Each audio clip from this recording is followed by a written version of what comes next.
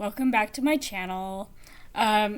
Today we are finally summing up 2023, and I am totally working on a secondary filming location because, during the day, this is a lousy place to be sitting, and I need to definitely have a secondary location that's not in the flow of traffic in this house.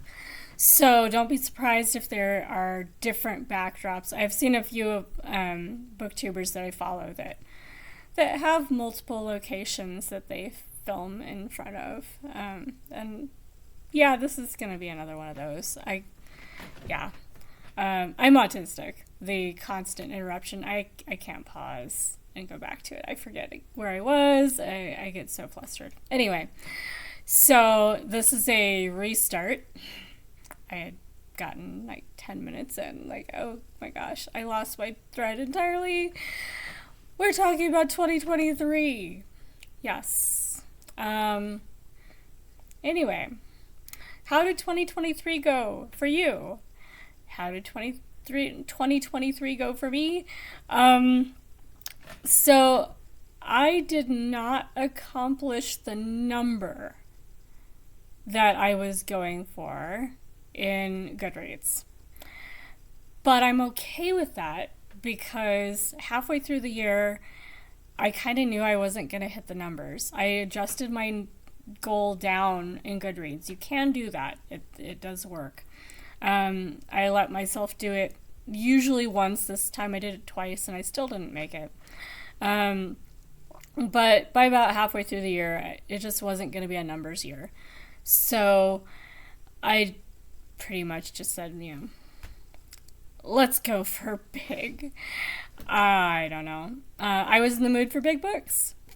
So I did a lot of big books. I finished Clarissa and lots of Dickens and Don Quixote and, lots of long books. I finished all the rest of the books I needed to read from the Bronte sisters, which are not terribly long, but slower than some other books. And I read the complete Chronicles of Conan and the complete stories of Philip K. Dick in 5 volumes. Yeah, so my numbers by that point were definitely not going to be high numbers. 260 some is still respectable. I felt like I was barely reading for quite a lot of 2023. So compared to my normal, that was a slow year or a low numbers year. And I was going for 275 by the end of that. So month by month, January was my best month. I think Katarina's got her toy. If you hear yowling in the background, Katarina's got her toy, and she wants us all to know she has her toy. So I finished 48 books in January, which is unusual even for me. I usually do about a book a day's worth every month. And part of the numbers in January was that I was reading series. So I started out with Peter Robinson. He does the Inspector Banks series or the Alan Banks series. They're set in England. Alan Banks is a professional inspector with the police department. I think he's police department. Now, I haven't read them for a while. I don't remember how exactly the different agencies fit in with where he ends up. But I'm pretty sure he's just general police detective inspector. So he likes music. I like him for that.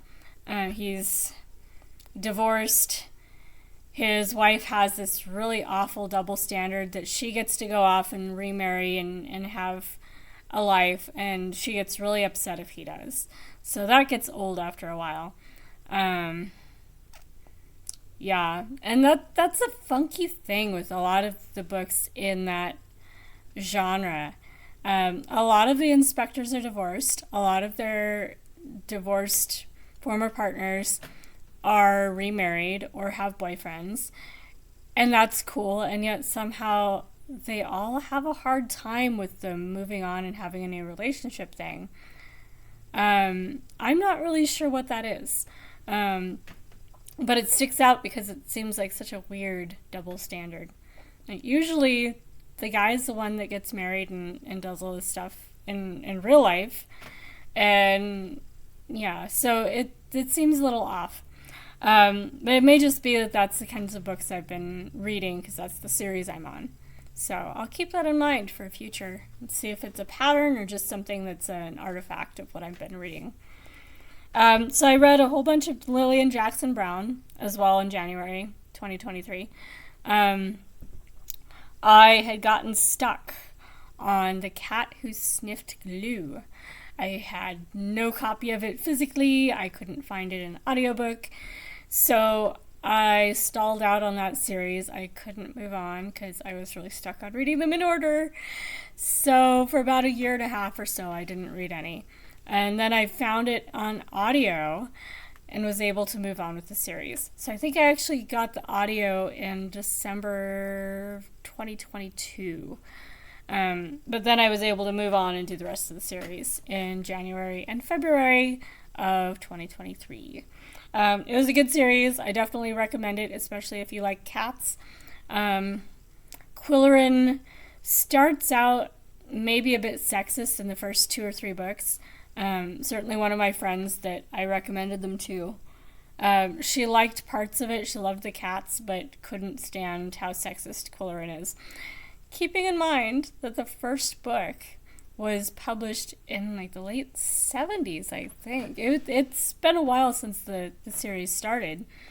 At a time when women didn't have equal footing in like press rooms at newspapers, and they were treated more sexist in workplaces. That's where a lot of the cases came from that show up in the Supreme Court that make it harder to have a hostile work environment and get away with it. But during the 70s, that hadn't all happened yet. So it was true to its time, it's just you didn't like it. So if you're sensitive to that, I didn't find it overtly sexist. It's not really about that anyway. It's about, Quillerin being on an art beat and not really being thrilled with it, and then running into a murder and getting drawn into it, and somehow coming out of the other end with a cat. It's great. Anyway, so that really helped my numbers in January. I don't think that's going to happen this year because I did not start out with a series with lots of short books. I have a few series that I'm kind of working on, but not where I have all of them stacked up right here, where I'm really into it right now. Maybe later this year. We'll see. I did also continue Tony Hillerman's series, Lee Porninchi series. They're murder mysteries set in the West, Arizona, New Mexico area. A lot of the places I recognize. One of my grandparents taught on the Navajo reservation for quite a while, so I'm familiar with a lot of the landscapes in his books, so I love that part. Even like little roads where you come over a bluff and you see this vista, like, yeah, I've walked that road before. That's great. So I love that. And then I actually continued on to his daughter's extension of that series. Anne Hillerman continues that series and adds in more emphasis on one of the female lieutenants that's worked her way up in the police department. So as Lee Pornin's retired and Chi is moved up into near retirement, now there's a younger woman that's moving into the higher ranks of their police department. So I like that dynamic. It didn't change the series so much that it's not the same series. And she's obviously still alive. She's still publishing. So I'm caught up with that.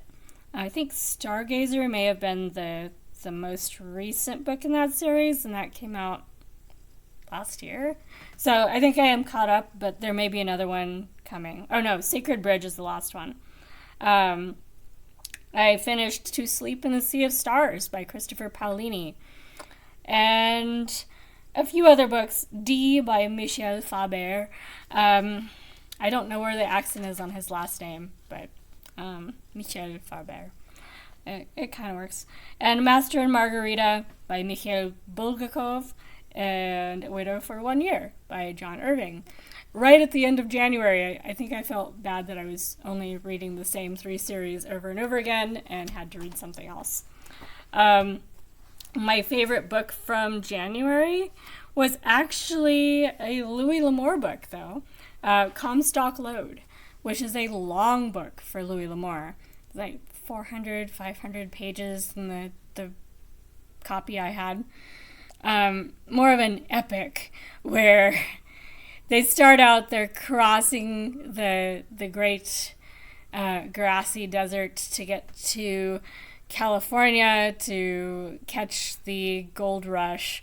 I don't know if there was even that much intentionality. They're just, traveling with a wagon train, heading west. They get to California. I don't remember if they spend much time in Colorado. They might have spent some time in the Colorado mountains first, but so you go Great Plains, mountains, and they end up in the gold rush, or one or two of them do, and that's the Comstock Lode. Then they go off and there's another adventure, and then they come back, and meanwhile the little town is developed. So that's pretty cool. Now I have to double check that Comstock Lode is California, because I'm like, well, maybe that's a Colorado Silver Rush thing. Comstock Lode. I love Google for this. Yeah. So yeah, that's the gold rush. And probably more like silver part of the gold rush, but Nevada rather than California particularly. But anyways, that area. It's kind of vague with some of these books, trying to figure out which state you're in if you haven't really thought about it, because the states don't exist yet is the other part. They're not really state lines yet. It's the West. So in most of that book, they weren't in a state. They were traveling, areas that may or may not have names attached to them yet, which is fun. In February, I only read 16 books. So getting off those series, I didn't have as much momentum going on. But I was still reading the Peter Robinson books. I actually finished quite a few of his in February. He gets into cases that lead him to France and that involve him with MI5's cases, and totally takes him outside his comfort zone. By the end of the series where I left off, it's very different from where he starts out, where he's just doing cases and dealing with his divorce and everything. So I'm not really sure if that series has continued. I haven't looked up yet to see if Peter Robinson's still alive, if he's still publishing. It's gone on long enough that it feels like Banks should be retired by now, so I don't know. I might have to start looking around for some other series, because a lot of my series are getting to where the inspector's getting old. So that may be one that's going to be ending for me. Yeah, I finished a few other books in February. My favorite one was The Women of Troy by Pat Barker, and I did add more Pat Barker to my shelves. So that will be something that shows up again in 2024. Women of Troy is, what it sounds like. It's some of the women involved in the Trojan War story, and including Briseis and Helen. And, just some of those key figures, now that Troy has fallen and the Trojans are prisoners and the women are having to deal with a lot of things that the men don't even have to think about. So that's interesting. I also finished a short story collection that was good called People from My Neighborhood by Hiromi Kawakami. Not my favorite, but they were decent short stories. And Cloud Cuckoo Land was the other one that stuck out that I remember from February. My sister is reading that now, so we'll see what she thinks of it. Not really my thing, but I liked the magic system and kind of how the world worked in that one.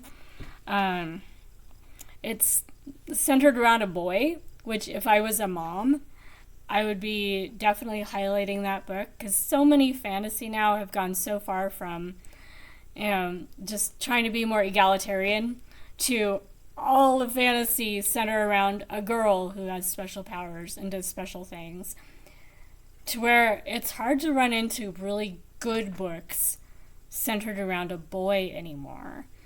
And I understand that a lot of the readers of fantasy are young women lately, but still, it would be kind of hard to turn a young boy on to reading fantasy where all the great fantasy coming out is about teenage girls.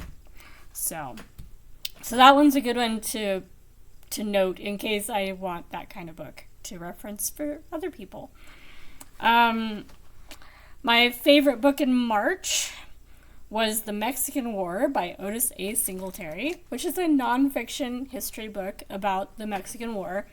I only read 13 books in March, including a lot of books by Kate Carlisle. Her bibliophile mystery series, I think is what it's called.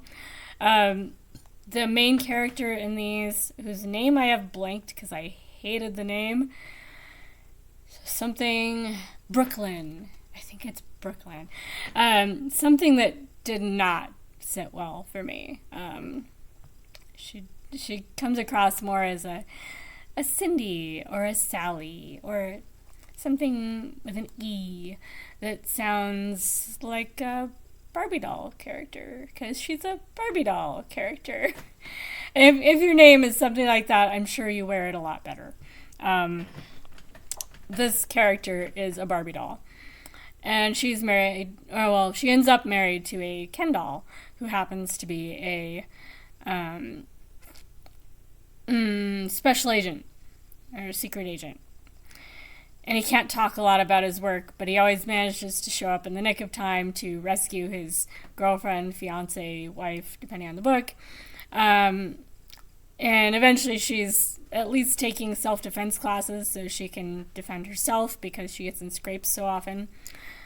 She still is not worked out by the last book I read that she needs to take it seriously when people are trying to kill her, because yes, this does happen in her world, even though it doesn't make much sense for normal life. For some reason, she's always finding herself with her life being actively threatened. I'm not continuing that series. I caught up with it, and I'm done. I even read the most recent one that was out at the time, and now I'm done. I don't usually give up on series, but I'm going to. In April, my favorite book was Under the Skin by Michel Faber. A very different sci-fi. It has aliens, but you don't really see the alienness of the aliens for a while. It's just creepy. And in a good way, if you like that kind of book. It's also on the 1001 Books You Must Read Before You Die list, I believe. I think that's why I was reading it. So that was an unexpected good book. They don't usually include books like that in the 1001 Books You Must Read Before You Die. So that was fun. I only finished 16 books, though, in April, which for me is really low. And by the end of April, I was steadily into kitten season. This kitten season has been exhausting. I've raised more kittens in 2023 than ever before. I've lost more kittens in 2023 than ever before because some of the litters came in with really difficult conditions. Yeah, so I'm actually on break from kittens. I have one that's technically a kitten that I'm keeping from April. But I'm thankfully kittenless otherwise, and will remain so until somebody shows up with a kitten that I can't refuse. I've had the opportunity to have other litters of kittens over the last month where I encouraged them to take them to the shelter because I'm just not up to it right now. It's been a long one, and every rescuer I've talked to, it's been the same. This has been a really hard kitten season. And the fact that I was still talking about, insisting on being done with kittens in December, usually that kind of thing is what you say in September. That, there are more kittens out there, but I'm done. It's the end of kitten season for me. There aren't that many kittens. There's space in the shelters. It's fine. In December, there's still not really space in the shelters. So this next year, 2024, I'm anticipating it being additionally exhausting. Yeah. So at least now we know kind of what we're looking at. So my little group of independent rescuers and, all of our resources, we're kind of regrouping, figuring out what we can do, what worked and what didn't. If there was anything we could have done for the kittens that we lost. In most cases, partly we were taking on cases that were more difficult than we usually have to take because there literally wasn't anywhere with more expertise that could take them. So either we took them or they should just be euthanized, basically. In some cases, we did euthanize anyway. We took them to the shelter and had them euthanized. But we did save some of the hard cases. So it was rewarding, just very nearly burned out sort of year.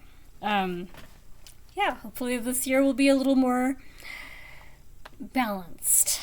Yes. We'll find out. In May, solidly into kitten season now, I finished 14 books. And my favorite book was the very first one I finished in May, The Book of Lost Things by John Connolly.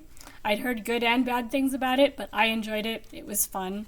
Maybe not something where I remember everything about it, but I remember the pleasure of reading the book. So that was nice. I got into Elizabeth Peters. That's a series I might get into again this year because I left off after about book 5. So I have a lot more to go on that one. And I also was reading Rex Stout. That's another author I will be reading more of. I got annoyed because I couldn't find them all in order. I wish there was just an ebook omnibus with all of them. They're not very long. You could do it. That the library could just have available. Because that's what I was looking for. As far as I could tell this past year, they don't exist yet like that. June was a better year for numbers. 27 books. Yay, almost a book a day. And my favorite book was actually Canticle, the first book in the Cleric Quintet by R.A. Salvatore. Not a lot of standout books, actually. I finished the Nyayo Marsh murder mystery series, the Roderick Allen murder mystery series. I read a bunch of Michael Moorcock and Mickey Spillane, which I like. They're not really standout where I remember a lot of the plots unless they were really stupid. The Goliath Bone was really stupid. But yeah, not a lot that really stuck out. It was just a good, solid reading month. Nothing terrible, just nothing really amazing. But I did like that Cleric Quintet pretty well. I still have 2 books left to read in it, and I have them in print. The other ones were audiobooks from the library. So I will be finishing that probably in print unless I find the audiobooks again. July, I finished 36 books. So getting back into reading finally, despite still being in kitten season. By then you get your stride, it's a little bit better, and you spend a lot of time at home watching sick kittens. So it's great for finishing some kinds of books. My favorite was Citizen of the Galaxy, but I had several months there where nothing really stuck out. And this is another one where nothing really stuck out. I did, though, start watching this lecture series on YouTube on the later works of Shakespeare, where they covered one play per lecture. So I started going through all of Shakespeare's plays along with this series, reading them, watching them, listening to the audio productions of them, like each play. Everything I could find on them, 1 or 2 plays a day, basically. And I actually did finish all of Shakespeare over 2023. So I am done with Shakespeare. Now I can revisit them whenever I want to, but I know what they're about, and I know some of them that I'm avoiding. Titus and Andronicus, I do not like that play. I don't ever have to look at it again now I know what it's about. Yeah, I'm done with that play. But you don't know until you've gone through them. So, and I started Charles Dickens in July. I had already finished several of them, but it started bugging me that I was going through them one at a time, and I was forgetting which ones I'd read when, and wasn't really sure. Just I needed to focus on Dickens, basically. So I did. So I did Dombey and Son in July. And then in August, I did Bleak House and Martin Chuzzlewit and the Pickwick Papers and the Old Curiosity Shop and Hard Times, all in August. My reading totals were really low. Keep in mind, this is also when things started happening in Israel. So I got really tied up in watching that, to my mental health detriment, probably. But I really got into live streams and following the war. That was horrible for my reading goals. But I finished a lot of Charles Dickens because I could read bits in ebook and then listen to bits in audiobook and go back and forth, depending on what I was in the mood for. I also finished The Spy Who Came In From the Cold, which was okay. I think I wasn't in the mood for that kind of book because I didn't really do a lot of crime thriller sort of genre for quite a while in here. And then I started Ursula K. Le Guin near the end of August. Finished The Left Hand of Darkness and the first 2 books in the Earthsea Quartet. So that was a good month. I also did finish Clarissa and The Professor by Charlotte Bronte and Agnes Grey by Anne Bronte. Lots of literary classics sort of reading for August. But only 12 books total, I believe. Yes. Lowest total for the year. September, my favorite book, was one of my favorite books for the year, was The Talented Mr. Ripley by Patricia Highsmith, which I found as an audiobook, and I actually did have a copy in print as well, I think from the library. But I listened to it almost entirely as an audiobook. It was really good. And then I also did the collected stories of Philip K. Dick. It's a 5-volume set, and I counted each book as a separate book because they were. So I did that, and Our Mutual Friend by Dickens, Villette by Charlotte Bronte, Adam Bede by George Eliot, and Don Quixote, among other things. Finished 16 books total. One book that not everybody, a lot of people have talked about on BookTube that sticks out because I read it, is The Lathe of Heaven. I finished that one in September as well. Weirdest book in a while. Although I read it at the same week that I did The Star Maker by Olaf Stapledon. Another odd sort of, hard to classify sci-fi sort of novel. Actually, The Lathe of Heaven fit in with a lot of Philip K. Dick stories. So until I actually looked at it again, the plot from The Lathe of Heaven for me ran into the plots of some of the Philip K. Dick stories, so I wasn't sure who wrote which. So that was interesting. October, my totals got better, 29 books. By this point, I was solidly into BookTube, so thank you, all you guys that started subscribing to my channel around then. As of right now, I'm in the 80s, which is a lot more than I expected, for the fact that I'm definitely on the low production end of the range of BookTube styles. So, yay, thank you for subscribing. I've talked about a lot of the books starting in October that I was reading because I was on BookTube. So my favorite ones from October were actually the two books that I had as interlibrary loan. Hi, Katharina. Yeah. So Suddenly in the Depths of the Forest by Amos Oz is one of my other top books for the year. It's a novella-length book. It's really cool. It's kind of an adult fairy tale. Highly recommended if you're looking for that kind of book. Especially if you need something short to pad your numbers or, And then Thousand Cranes by Yasunari Kawabata was the other book I really liked from October. November, I finished 14 books. Not a great total, but I was moving. I was carrying all my stuff up the alley in cartloads or by hand. And I literally moved my entire book collection, and that's part of what prompted the 24 tomes for 24, because that was a lot of things to carry, and some of them may or may not justify their weight.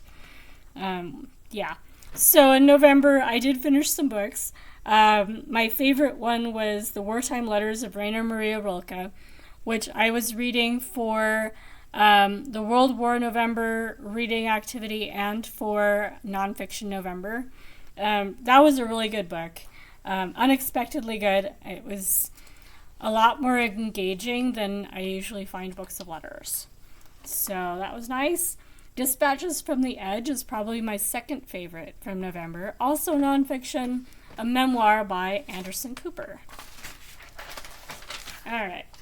And then December, which I haven't really done a decent wrap-up on, but I've talked about a lot of these books in previous videos. My favorite from December was probably When the Legends Die by Hal Borland. Not really a standout book, but it was a solid Bildungsroman, a kid growing up on the edge of a culture shift. He's a Ute boy. I believe he's a Ute boy. I think that was his tribe. I was a little vague on where exactly they were based on that, because where I'm at, there's a couple different tribes. I think I know where they're at based on that, but anyway. So Ute kid who gets raised for the first 11 years of his life as a traditional native kid. Then his mom dies, and he gets tricked into going to a school that's like a boarding school, where he's basically stripped of all of his native culture and made to conform. So he does, and then eventually he kind of breaks out of that and rediscovers his native culture and tries to reconcile the two. I'm not sure if he does a very good job of reconciling the two. It kind of feels like it just comes full circle and goes back to where he was when he started, which I suppose is one way of solving that dilemma. So I'm not sure about how survivable that lifestyle is going to be moving forward, but it was an interesting take on that problem. And I did like that I knew a lot of the spaces that the story takes place in. For me, that definitely helps a book. And I did finish off the month of December on an author that I will be continuing in January. And it turns out other booktubers are also reading this author. I might have heard something about this and just didn't think about it, but there are a couple booktubers reading Patricia Highsmith. And I loved The Talented Mr. Ripley, so in the couple months between when I looked first and when I looked again on our library's audiobooks, all of a sudden we have a whole bunch of Highsmith audiobooks that weren't available last time I looked. So I checked out all of them that were there, pretty much.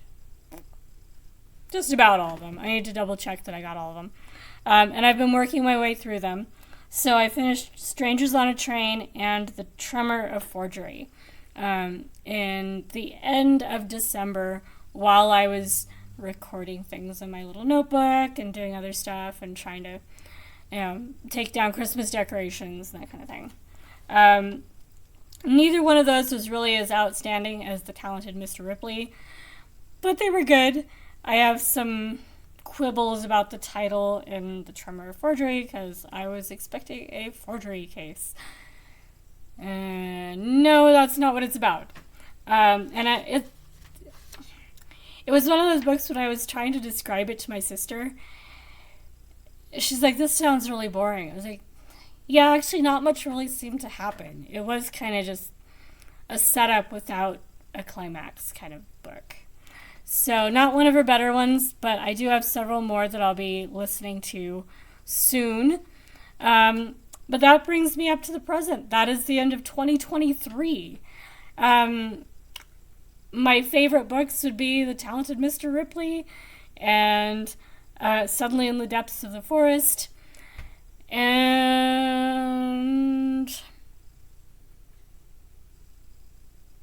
yeah, I think those are the ones that really stick out as being the top books. So yeah, hopefully you guys had a good 2023. I let this one go a little bit long just because it really is that kind of video, and breaking it up into smaller videos just did not work. So 2024 has been going on for 2 days now. Haven't finished a book yet. Hopefully the next video will be talking about what I have finished starting out 2024. Catch you guys soon. Let me know in the comments if you've done a sum up video for 2023 or if you've read any of the books that I read in 2023 or any other questions, comments, concerns, etc.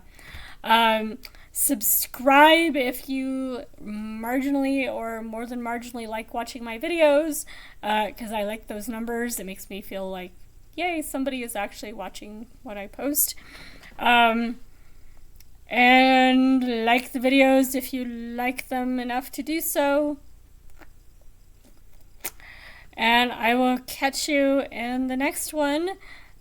Talk to you later, guys.